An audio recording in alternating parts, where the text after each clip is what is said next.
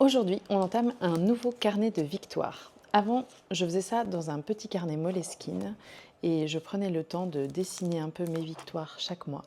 Mais j'ai été très déçue par la qualité du carnet parce que comme tu peux le voir, il s'est complètement arraché. Et ça, ça m'a pas plu. Donc je me suis dit que j'allais en acheter un nouveau. Et je suis tombée amoureuse de ce petit Lifebook. C'est une sorte de planeur japonais, trop mignon, et il commence au mois de mars. Je ne savais pas qu'on pouvait commencer un agenda au mois de mars, donc c'est une édition spéciale printemps, ça doit expliquer pourquoi. Donc je te propose qu'on l'ouvre ensemble. C'est un carnet que j'ai trouvé chez Iji Papeterie dans le 11e arrondissement à Paris.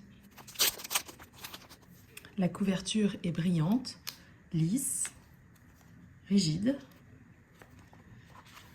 Dedans, il y a une petite carte, Lifebook 2026, avec ce qui ressemble au reste de la collection de la marque. Très jolie finition à l'intérieur. On a un petit 2026 brillant sur la tranche. Franchement, il est trop kawaii.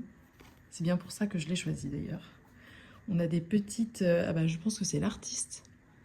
Yumi Kitagishi. J'irai checker son Insta après.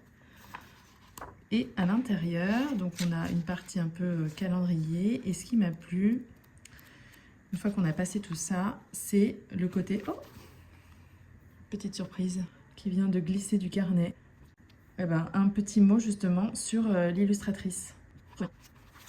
Et ça, je suppose que c'est pour coller là, pour pouvoir mettre... servir de rabat pour pouvoir mettre des papiers à l'intérieur. Je le collerai peut-être. Et donc je disais, à l'intérieur, ce que j'aimais, c'est le côté semainier. Donc là, en fait, ce que je vais pouvoir faire par rapport à ce que je faisais avant dans mon autre carnet, c'est que j'écris les victoires. Je faisais une double page ou une page par mois. Donc j'ai arrêté un peu en cours de route l'année dernière. Je vais pouvoir noter quand il y a quelque chose de positif ou négatif qui m'arrive, de noter mes victoires ou de noter les échecs, mais avec une petite morale, quelque chose que j'ai envie de retenir. Et là, du coup, j'ai de la place pour dessiner si je veux. Et si j'ai le temps surtout. Le papier par contre est très fin, c'est un papier type agenda. Il ne faut pas un marqueur parce que ça va vite passer à travers je pense. Et à la fin du coup on a des pages vides. Et à l'intérieur il y a aussi 2 rubans pour servir de marque-page, trop pratique.